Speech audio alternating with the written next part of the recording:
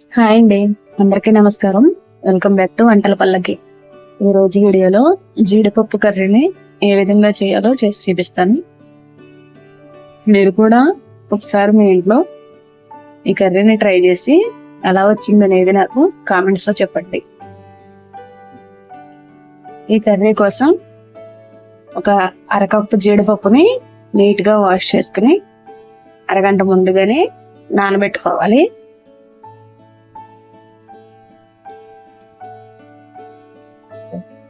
ఇప్పుడు కడాయి పెట్టుకుందాం. Stove on చేసుకుని కడాయి పెట్టుకుని ఒక స్పూన్ ఆయిల్ వేసుకోవాలి.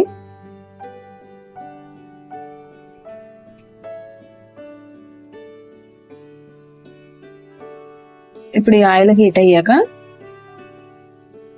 చిన్న ఇంచు అల్లం ముక్కను తీసుకుని పై పొట్టంతా తీసివేసి చిన్న ముక్కలుగా కట్ చేసి వేసుకోండి. దాంట్లోనే 10 వెల్లుల్లిపాయ రబ్బలను కూడా పై పొట్టు తీసి వేసుకుని 2 స్పూన్ల జీడిపప్పును కూడా అందులోనే వేసుకుని త్వరగా ఫ్రై చేయండి.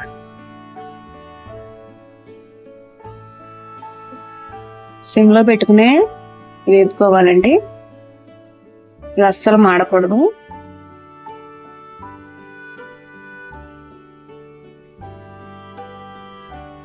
ఇవి బాగా దోరగా వచ్చిన తర్వాత ఈ అరకప్పు జీడిపప్పుకు సరిపడగా నేను 2 మీడియం సైజ్ టమాటాలను తీసుకుని చిన్న ముక్కలుగా కట్ చేసుకుని ఇందులోనే వేసుకున్నాను.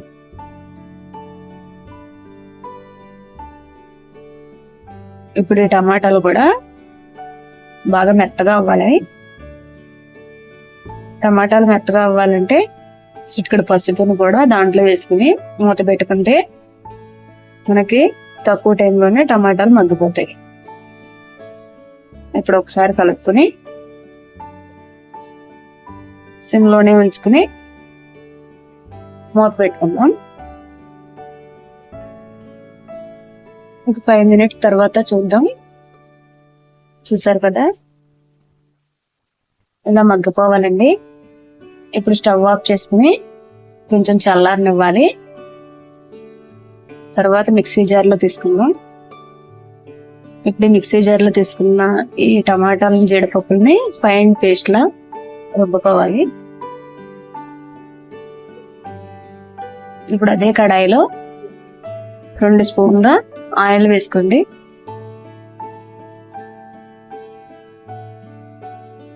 ఈ ఆయిల్ హీట్ అయిన తర్వాత ఒక 1/2 టీ స్పూన్ జీలకర్రను కూడా వేసుకుంటున్నాను.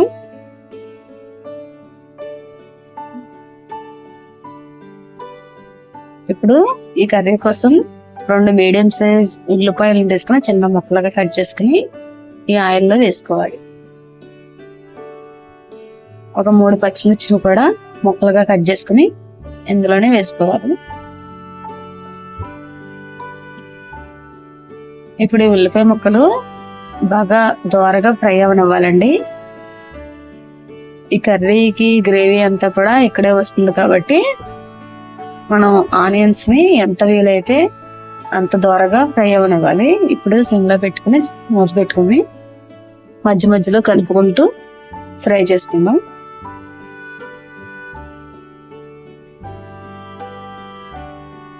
ఇప్పుడు గోల్డెన్ కలర్ లోకి వచ్చేసింది కదండి ఉల్లిపాయలు. ఈ టైంలోనే కొంచెం ఒక రబ్బ కరివేపాకును కూడా తీసుకుని ఇప్పుడు వేసుకోవాలి.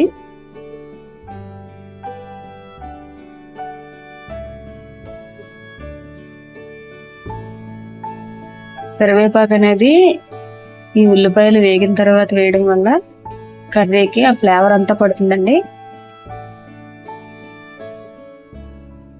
ఆ కరివేపాకు అంతా వేగిన తర్వాత మనం ఫైన్ పేస్ట్ లా రుబ్బుకున్న ఈ పేస్ట్ ను కూడా అందులోనే వేసేసుకోవాలి.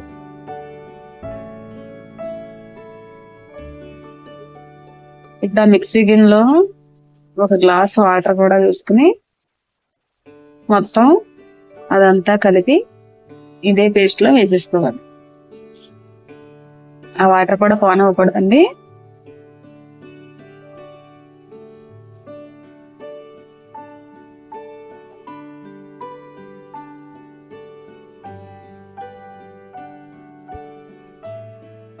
ఇప్పుడు కొంచెం ఈ వాటర్ మరుగు రానివ్వాలి.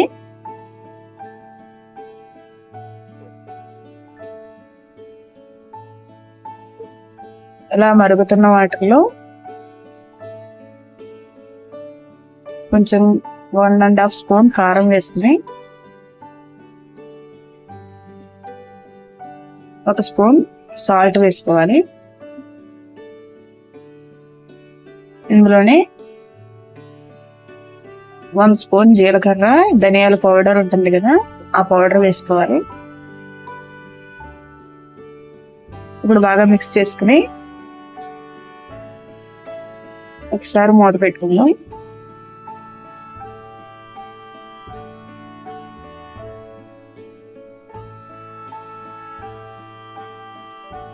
చూసారు కదా, ఇలా ఉడుకుతున్న సమయంలో ఈ జీడిపప్పుని వాటర్ తో సహా ఈ కర్రీలో వేసేసుకోవాలి.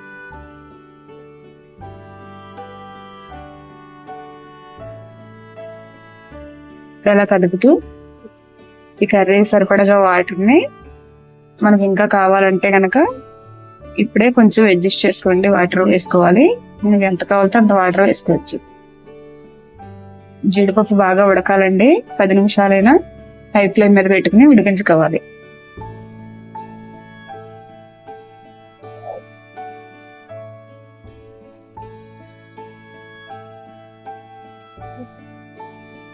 ఇప్పుడు మంటని హై ఫ్లేమ్ మీద పెట్టుకుందాం.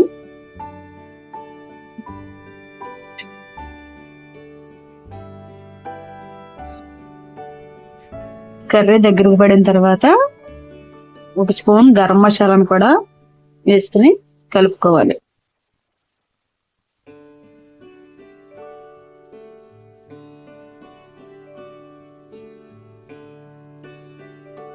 సార్ మూత పెట్టుకుని 5 మినిట్స్ ఆగిన తర్వాత చూద్దాం. చూసారు కదా, ఇప్పుడు ఆయిల్ అనేది ఎలా పైకి వచ్చిందో.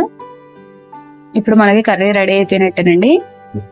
దీంట్లోనే కసూరి మెత్తిని కొంచెం వేసుకుందాం.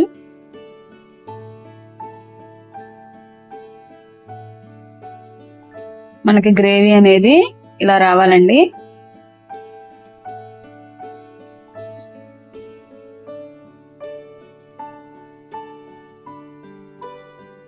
ఇప్పుడు అందులోనే చిన్నగా కట్ చేసుకున్న కొత్తిమీరని కూడా పైన జల్లుకుందాం. అంతేనండి, చాలా సింపుల్ గా తయారయ్యే జీడిపప్పు మసాలా కర్రీ రెడీ. మీ ఇంట్లో ఎవరైనా సరే జీడిపప్పు మామూలుగా తినకపోతే ఇలా కర్రీ చేసి పెట్టండి, చాలా బాగుంటుంది.